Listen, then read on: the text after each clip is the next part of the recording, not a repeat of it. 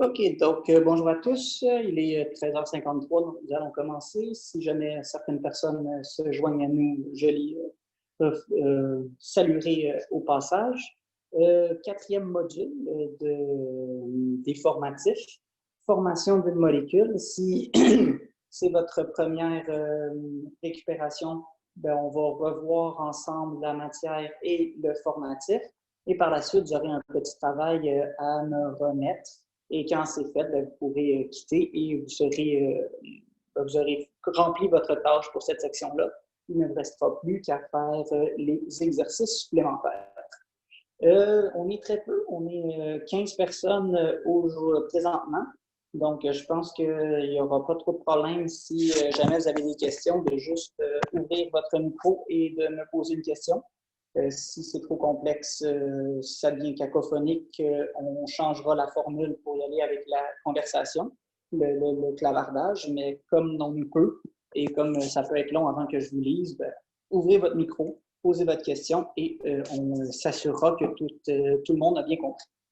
Donc, sans plus attendre, on va commencer le tout.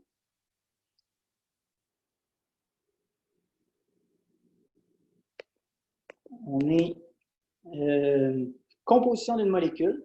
Donc, quelques petites règles de base pour commencer.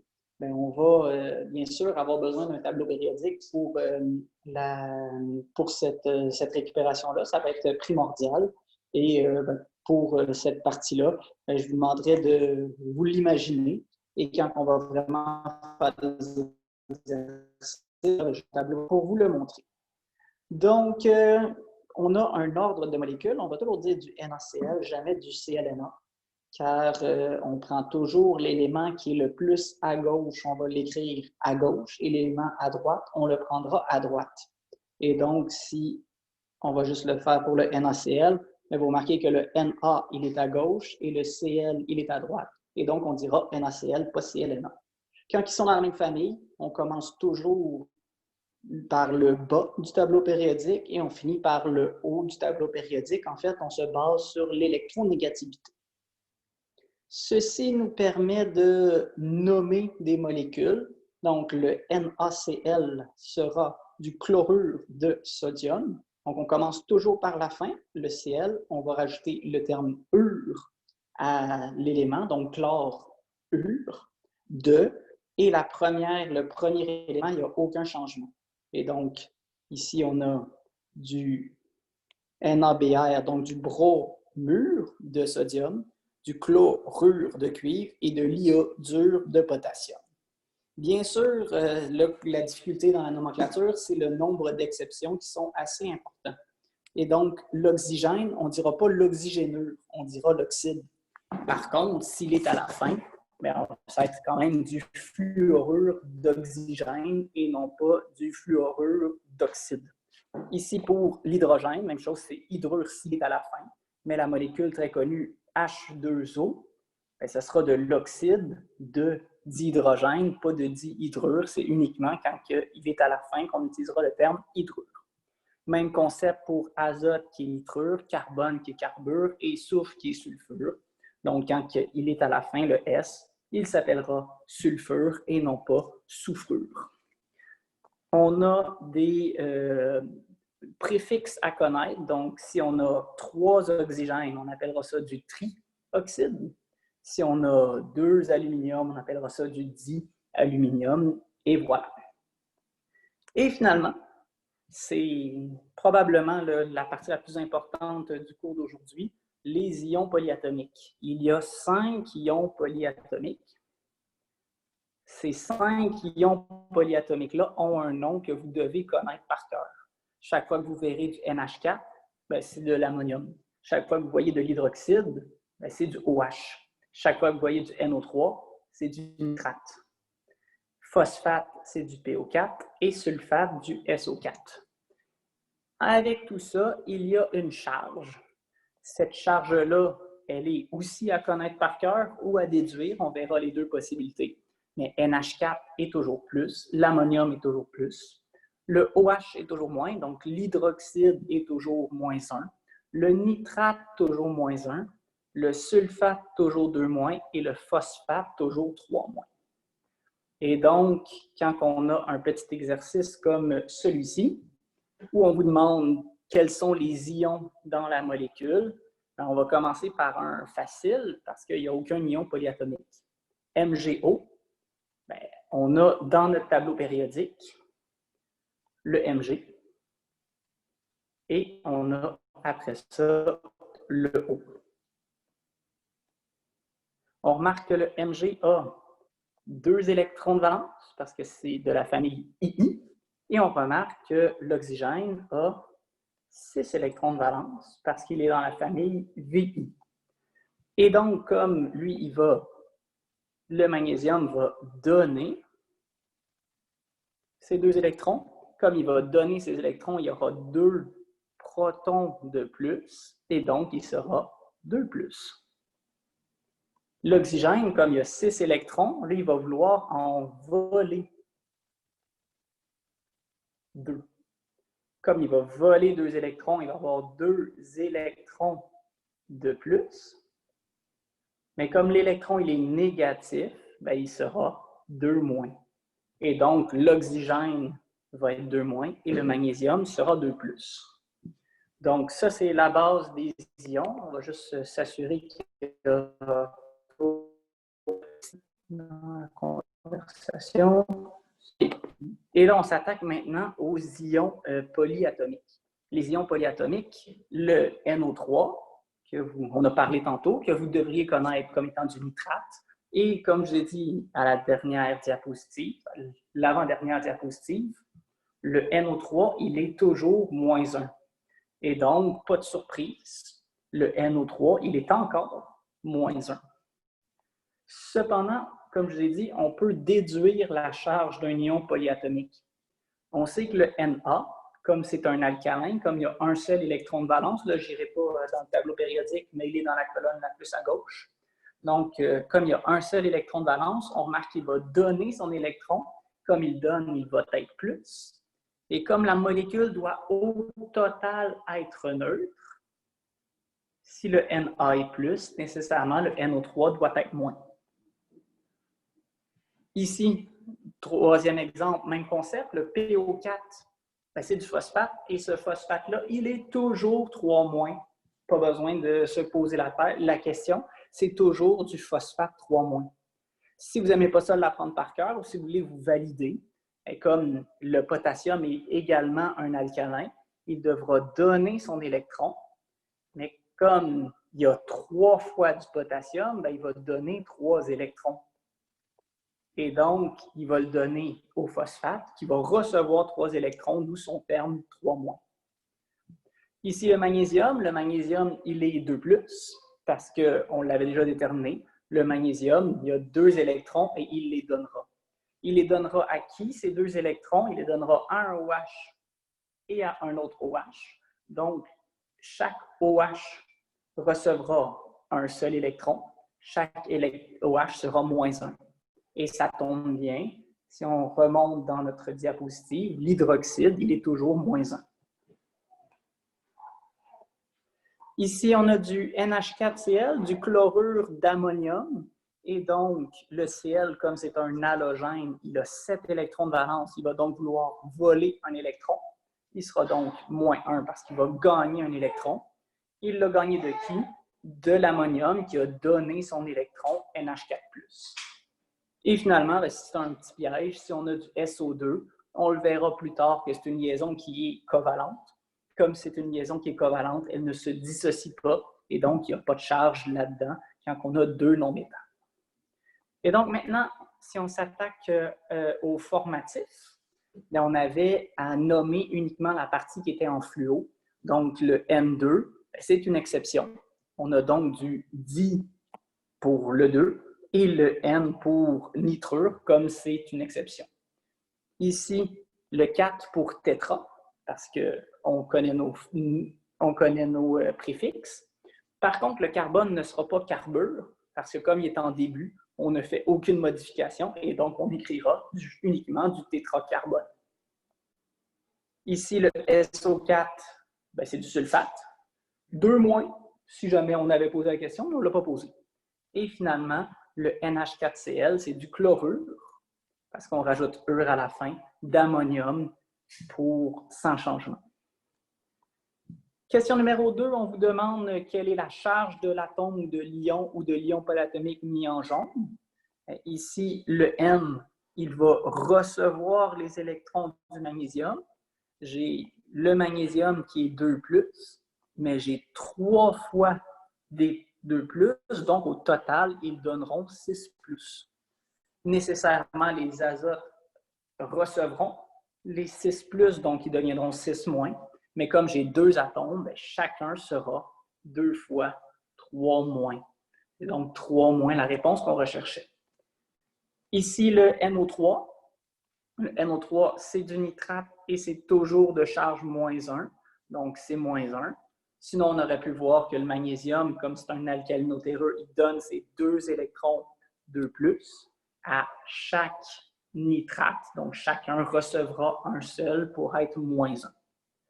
Le piège, il venait d'ici, le 3, le O2. Oui, l'oxygène aimerait aller chercher 2 électrons, mais il n'y a pas de donneur ni de receveur dans une molécule qui est covalente. On n'a pas de charge et donc ça sera sans charge pour les 2 oxygènes.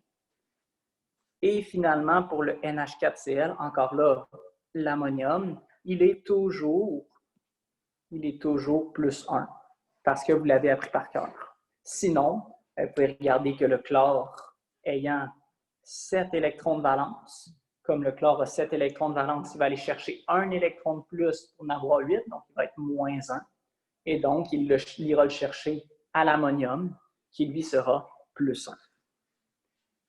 Donc, avant de continuer, voyons s'il y a des questions. Revenons à... Parfait. Il ne semble pas y avoir de questions, donc pourrons continuer. N'hésitez pas, si jamais il y en a, de les poser, soit à micro ouvert, soit par le clavardage. Ça me fera plaisir d'y répondre. Ici, on parlait de liaison ionique tantôt. La liaison ionique, c'est uniquement entre un métal et un non-métal. Donc, ça ne sert à rien de dessiner la molécule. Ça ne sert à rien de se poser la question comment elle se fait. Si je vous demande est-ce une liaison ionique ou covalente, il faut regarder la nature des éléments en présence. Métal, non-métal, ionique. Et 2 non-métaux, ce sera covalent. Et donc, ici, KCl, le K est un métal et le Cl un non-métal. Et donc, c'est une liaison qui est ionique parce que c'est métal-non-métal. Le dichlore, non-métal, non-métal, comme c'est 2 non-métaux ensemble, c'est une liaison qui est covalente. Ici, le Ca, c'est un métal et le fluor, un non-métal. Et donc, métal-non-métal, on parlera d'une liaison qui est ionique. CO2, le C est un non-métal, le O2 est un non-métal, c'est donc une liaison covalente. Et donc, on ne regardera pas s'il y a un don ou un partage d'électrons, c'est uniquement la nature des éléments. Même chose pour le H et le Br. Le H, c'est un non-métal, le Br, un non-métal. C'est donc une liaison qui est covalente. Et donc, voilà le petit résumé. Ici, si on vous demandait, est-ce que c'est une liaison ionique ou covalente? Même chose. Ici, on a non-métal, non-métal, non-métal, non-métal, non-métal, non-métal. Et on a Ca et Mg, les 2 métaux. Et donc, le I et le II, c'est un métal non-métal, donc c'était ionique. Le III et le IV, c'est 2 non-métaux ensemble, c'est donc une liaison qui était covalente. Ici, on vous demandait la dissociation du trinitrate. Trinitrate, ça veut dire que ce n'est pas nitrure. Ce n'est pas du trinitrure d'aluminium, c'est du trinitrate et d'aluminium. Donc, c'était un de ces 3-là. Ici, comme c'est un ion polyatomique, ils restent ensemble, donc ça ne fonctionne pas. Et finalement, l'ion polyatomique, le nitrate, il est toujours -1. Donc, c'était D, la bonne réponse. On s'attaque maintenant à la création de molécules. Pour la création de molécules, on a dit qu'une molécule doit toujours être stable, elle doit toujours être neutre. Ça veut dire qu'on ne peut pas avoir de charge dans une molécule et il faut toujours que si le Na est plus 1, nécessairement le Cl est moins 1. Et donc, si on veut former une molécule de Mg et de Cl, le magnésium, comme il y a 2 électrons à donner, parce que si vous n'avez toujours pas de tableau périodique avec vous, le magnésium a 2 électrons de valence et le chlore en a 7 parce que c'est un halogène. Comme le chlore a 7 électrons de valence, il en veut un de plus. Et donc, le chlore veut voler un électron. Mais le magnésium a 2 électrons à donner. Donc, nécessairement, ça me prendra 2 chlores pour compenser. Et donc, ce sera du Mg. Et le chlore, bien, il y en a 2, donc du Cl2. Et donc, c'est du dichlorure de magnésium. Ici, si on a le K et le N, le K ici, c'est un halogène, c'est un alcalin, excusez, donc il est plus 1. Et le N, comme il y a 5 électrons de valence, il en veut 3 de plus, donc 3 moins. Ce qui veut dire que ça va me prendre, lui, il veut 3 électrons à recevoir, mais chaque potassium ne peut lui en donner que 1.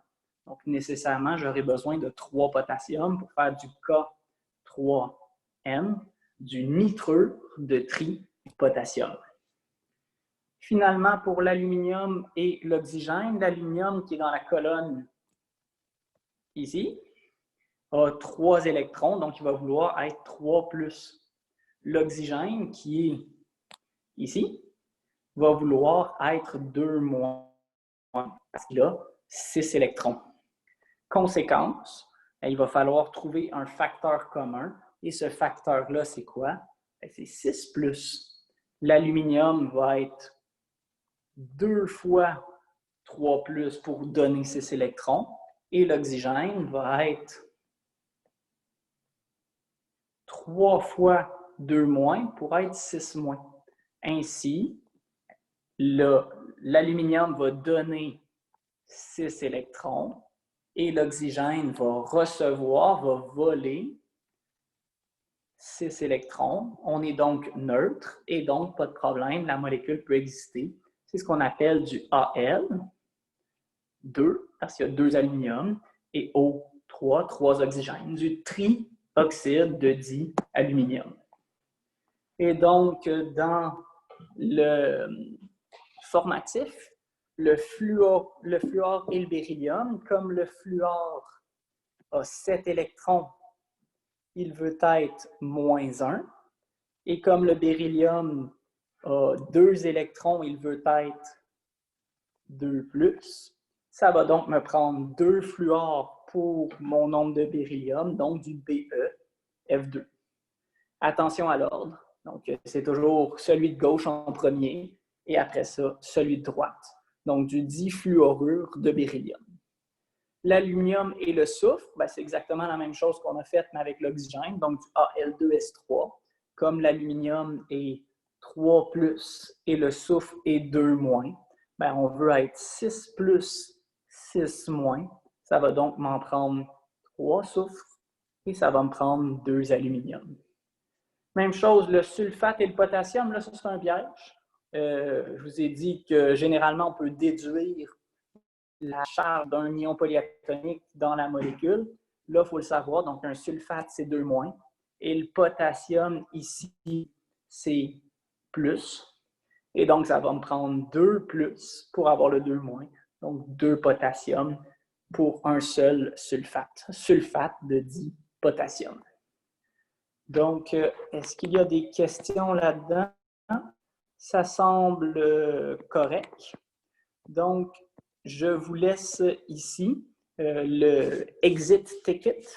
Donc, vous avez 3 molécules stables à former. On ne veut pas juste que vous les formiez, on veut que vous les nommiez.